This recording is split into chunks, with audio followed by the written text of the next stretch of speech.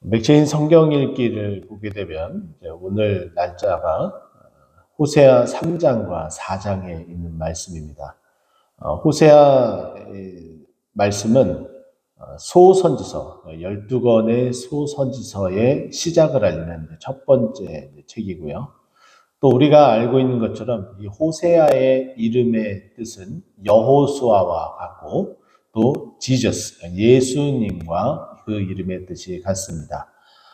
예수님의 그 이름의 뜻이 무엇입니까? 마태복음 1장 21절에 우리에게 정확하게 말씀하고 계시죠. 자기 백성을 저들의 죄에서 구원할 자라고 이렇게 우리에게 말씀하고 있죠. 그러면 당연히 이제 구원자라는 그런 의미의 뜻을 가지고 있습니다. 그렇기 때문에 이 호세아 선지자를 통해서 북이스라엘에서 활동한 이 호세아 선지자가 어떻게 그 구원의 그 은혜를 펼쳐 나가고 있는지에 대해서 우리에게 말씀해 주고 있고, 하나님의 사랑이 어떠한지에 대해서 말을 합니다. 우리가 읽지는 않았지만 전혀 사전 지식이 없다 할지라도 이제 1장 2절 말씀을 이제 보게 되면은 왜 이 말씀이, 이 호세아 선지자의 이 내용이 시작되었는지 알 수가 있는데, 1장 2절을 읽어드리면 이렇습니다. 여호와께서 호세아에게 이르시되 너는 가서 음란한 여자를 맞이하여 음란한 자식을 낳으라. 이 나라가 여호와를 떠나 크게 음란함이니라 하시니. 지금 이제 한글 성경에 음란이라는 단어가 3번 나오게 됩니다. 이 이스라엘 백성이 어떻게 됐다는 거예요? 음란해서 이스라엘 백성이 음란하기 때문에 너는 가서 음란한 여자와 결혼을 하고 그리고 음란한 자식을 낳으라 라고 말을 합니다. 참 너무나 좀 답답하고 어떻게 이럴 수 있을까라는 생각이 들죠. 이스라엘 백성이 음란하다고 해서 하나님의 일을 하는 선지자에게 음란한 여자를 아내로 맞이하라. 어떻게 이럴 수 있을까라는 생각을 하는데, 그 현실이 얼마나 엄청난 일인지를 정확하게 호세아를 통해서 피부로 느끼게 하고, 또 그 호세아를 보는 이스라엘 백성들을 통해서 그 일이 얼마나 하나님 앞에 폐괴한 일인지를 똑똑히 보도록 하나님께서 만들어 가시는 거예요. 그래서 첫 번째 그 음란한 아내를 통해서 아들을 낳습니다. 그 아들의 이름을 이스리엘이라고 짓게 되죠. 이 이스리엘이라는 이 이름의 뜻은 이스라엘 족속의 나라를 폐하겠다라는 뜻으로 그 내용이 3, 4절에 언급을 하고 있습니다.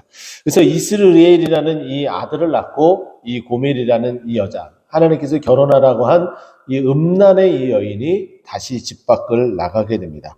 그래서 하나님께서는 이 고멜이라는 여자를 다시 돈을 주고서 다시 사들여 와서 다시 집으로 들이게 됩니다. 하나님께서 용서해 주시고 같이 가려고 했었던 그 모습을 보여주고 있는 거죠. 근데 이 고멜이라는 여자를 데리고 와서 다시 또 임신을 하게 되는데, 그 임신하여 딸을 낳게 되죠. 딸을 낳아서 그 이름을 뭐라고 짓냐면은 로루하마 이렇게 이름을 짓습니다. 딸을 낳아서 그 이름을 로루하마라고 짓는데, 이 로루하마는 뒤에 2장에서도 언급이 되지만은 루하마가 원래의 뜻인데 그 앞에 접두어, 부정접두어 로를 붙여서 긍휼이 있다가 원래는 루하마인데 이제 긍휼이 없다로 로루하마 이렇게 표현이 됩니다. 그렇게 해서 이제 둘째까지 나왔는데 또 이 고멜이 또 밖을 또 나가서 음란한 생활을 또 하게 됩니다. 하나님께서 다시 이 여인을 데리고 와라 라고 해서 호세아가 이 음란한 여인을 다시 또 데리고 옵니다. 그래서 임신하여 또다시 자녀를 낳게 되는데, 이번에는 아들을 낳습니다. 아들, 딸, 아들 이렇게 낳게 되는데, 그 아들의 이름을 또 하나님께서 이름을 또 지어줘요. 이스라엘이라고 지어줬던 것처럼, 로루하마라고 지었던 것처럼 이제는 로암미라고 짓습니다. 암미는 무슨 뜻이냐? 나의 백성이다 라는 뜻인데, 이 나의 백성 앞에 부정접두어 로를 붙여서 로암미, 내 백성이 아니다라고 이야기를 한 거예요. 그러니까 그 하나님께서는 이름을 지으면서 자식을 낳고 이름을 지으면서 하나님이 이스라엘 백성을 향한 그 마음이 어떠한지 이렇게 말씀하고 있는 거죠. 이스라엘 나라를 폐할 것이고 그리고 너희들에게 더 이상 긍휼이 없을 것이며 너희는 이제 나의 백성이 아니다라고 말씀을 하고 계시는 겁니다. 자, 그런데 하나님께서는 이 모든 것들을 이제 다 뒤집어 엎습니다. 그렇게 해서 어떻게 해요?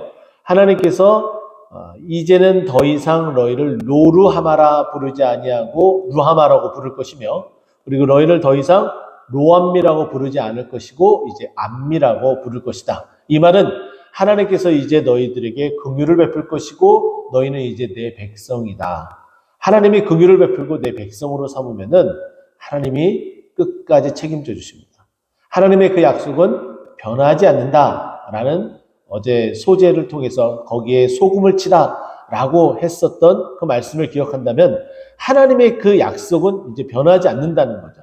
아무리 너희가 회개하고 잘못하고 그리고 돌아선다 할지라도 끝까지 너희들에게 찾아가서 어떻게 한다고요? 하나님께서 너희들에게 긍휼을 베풀고 내 백성으로 삼아 너희를 이끌어갈 것이다라고 약속하고 계시는 것이죠. 4장에 들어서 그런데 이제 이 이스라엘 백성과 다시금 이제 언쟁을 하고 이야기를 하기 시작을 하는데 우리는 이 4장 1절에서 3절까지의 내용을 먼저 해석을 할 때에 순서대로 해석을 하게 되면은 좀 피부에 와닿는 부분이 조금 덜하게 됩니다. 그래서 이제 거꾸로 3절부터 우리가 먼저 읽고 해석을 하게 되면 이렇습니다.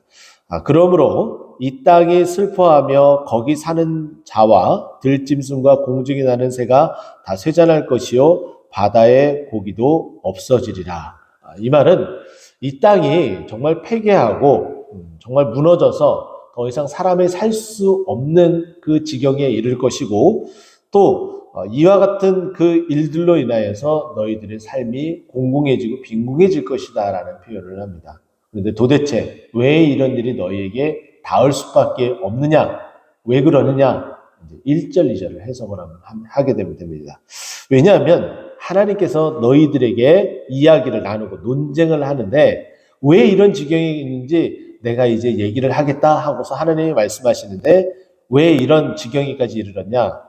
너희들이 이 땅에 진실이 없기 때문이고 또 인애가 없기 때문이며 하나님을 아는 지식도 없기 때문에 이런 지경에 빠지게 될 것이다 라는 거예요. 이것만 없으면 이렇게 되어져 버리는데 거기에 있는 것이 있는데 완전히 점입가경에 완전히 폭망하려고 어떻게 이럴 수 있을지 엎친 데 덮친 격이 되어져 버립니다. 2절 말씀 보세요. 오직 저주와 속임과 살인과 도둑질과 간음뿐이요 포악하여 피를 뒤이음이라. 지금 진실도 없고 인애도 없고 하나님을 아는 지식도 없어도 무너질 판인데 거기에 덧붙여서 있는 것들이 있는데 이 있는 것들이 원래는 없어야 되고 없어야 될 것이 있어야 되는데 완전히 뒤바뀌어져서 완전히 망할 수밖에 없는 3절의 상황에 이르게 된 거죠. 자, 보세요. 저주가 있습니다. 그리고 속임이 있고요. 살인이 있고 도둑질이 있고 간음이 있습니다. 너무나 그 악이 가득하여서 피가 피를 뒤이은다라는 것은 복수가 있고 인애가 없다라는 사실을 우리에게 알려주고 있죠. 그러니까 이런 상황이 되니까 얼마나 이 땅이 그리고 사람 살아가는 것이 살만하겠습니까? 전혀 그러지 않게 되죠. 그래서 이제 4절 말씀 보니까 하나님께서 이제 어떻게 하시는지 보십시오. 그러나 어떤 사람이든지 다투지 말며 책망하지도 말라. 이런 지경에 이르는 부분들에 있어서 서로 책임을 논할 것이 아니다라고 이야기를 하는 거예요. 내 백성들이 제사장과 다투는 자처럼 되었습니다. 지금 이 말은 뭐냐면은 서로 책임 공방을 하는 거죠. 당신 제사장이 조금만 더 우리들에게 제대로 가르쳐 줬으면은 우리가 이런 지경, 이 죄악 가운데에 있지 않고 회개하고 하나님 앞에 나왔을 텐데 왜 우리를 그렇게 방치해 뒀습니까? 라는 소리를 하는 것이고 또 제사장은 이렇게 이야기하는 것이죠. 끊임없이 이렇게 이야기를 했음에도 불구하고 너희들이 듣지 않았다. 너희들이 기도하라고 해도 기도하지도 않고 예배하라고 해도 예배하지도 않고 너희들이 하나님께 나와 하나님을 알아가며 하나님과 깊은 교제 가운데 있으라고 말했음에도 불구하고 그렇게 하지 않아놓고서 그 결과를 왜 받아들이지 못하고 있느냐라는 말을 하는 거예요. 이 말은 끝까지 참고 인도해야에도 불구하고 그렇게 하지 않는 모습이죠. 그러니까 이 백성들과 제사장들이 서로 남 탓만 하고 있는 거예요. 망해야 될 곳에 대한 전형적인 모습이라는 거죠. 서로가 서로를 사랑하고 인내하고 품어주고 그리고 서로 힘을 합쳐도 모자랄 판국에 바로 이와 같은 상황이 벌어졌기 때문에 너희들 서로가 서로에 대해서 원망과 어떠한 그 원인과 결과를 떠넘기는 듯한 그런 얘기를 하지 말아라 라고 말을 하고 있는 겁니다. 그래서 5절 너는 낮에 넘어지겠고 너와 함께 있는 선지자는 밤에 넘어지리라. 결국은 낮에와 밤에 이런 표현이 나오게 되는데 그 선후의 문제이지 결국 둘 다 결국은 어떻게 된다는 거예요? 하루 안에 낮과 밤은 그 하루를 말하죠. 그 하루 안에 결국은 너희들이 다 무너지고 이 폐괴한 이 땅 가운데 진실도 없고 인애도 없고 하나님을 지식이 없는 이 상황들 거기에 덧붙여서 저주, 속임, 살인, 도둑질, 간음, 포악, 피가 피를 뒤흔는 바로 이 땅 가운데에 너희들은 다 넘어지고 말 것이다. 그리고 심지어는 뒷부분 보세요. 5절 마지막 내가 내 어머니를 멸하리라. 결국은 너희를 안아주고 품어주고 해야 될 보호자마저도 왕 그리고 지도자 그들마저도 다 결국은 없애버리겠다. 멸망시켜버리겠다라는 거죠. 결국은 나중에 이 북이스라엘이 어떻게 됩니까? 결국은 이 왕권이 다 무너지게 되고 포로로 끌려가게 되는 두 눈이 뽑혀지게 되는 그런 상황에 놓여지는 그래서 내가 내 어머니를 멸하리라는 말이 결국은 다 이루어지고 성취되고 마는 것이죠. 왜 이런 지경에 이르게 됐는지 6절에서 그 이유를 명확하게 해주고 있습니다. 내 백성이 지식이 없어 망하는도다. 내가 지식을 버렸으니 나도 너를 버려 제사장이 되지 못하게 할 것이요 내가 내 하나님의 율법을 잊었으니 나도 내 자녀를 잊어버리리라. 너희가 나를 잊었기 때문에 내가 너를 잊는 것은 너무나 당연한 것이고 또 뿐만 아니라 내가 나를 버렸기 때문에 나도 너를 버려서 더 이상 제사하지 못하게 할 것이다 라고 말하고 있는 거예요. 내가 나를 아는 그 지식을 버렸다는 것은 나랑 더 이상 교제하지도 않고 관계 맺지도 않고 있다. 나를 더 알아가려고 하지도 않고 나와 깊은 교제 가운데 있지도 않다라는 말을 하고 있는 거예요. 하나님과 멀어지면 우리는 죽습니다.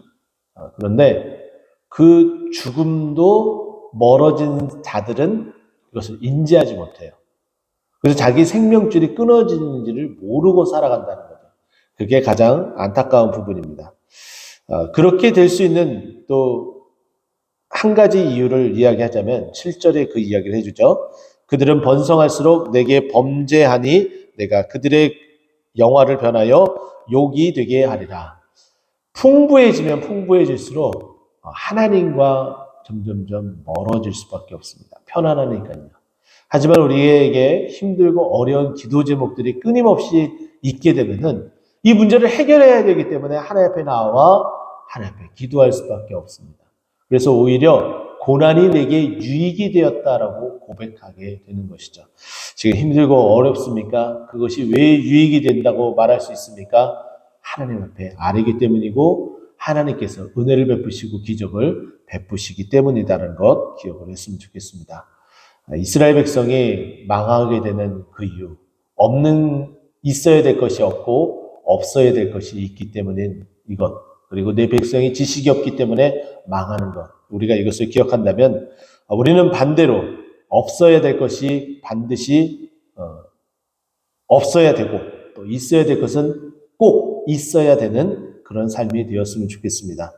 진실이 없는 것이 아니라 이제 우리에게는 진실이 있어야 될 것이고 인애가 없는 것이 아니라 이제 인애가 있어야 되며 하나님을 아는 지식이 있어야 되고 또 저주, 속임, 살인, 도둑질, 간음, 그리고 포악, 피가 피를 뒤흔드는 그런 일들이 있었다면 이제 없어져서 우리가 살고 또 우리가 하나님과 깊은 교제 가운데에 더 한 걸음씩 나아가는 믿음의 사람, 또 은혜의 사람 되기를 간절히 축원드립니다. 기도하겠습니다.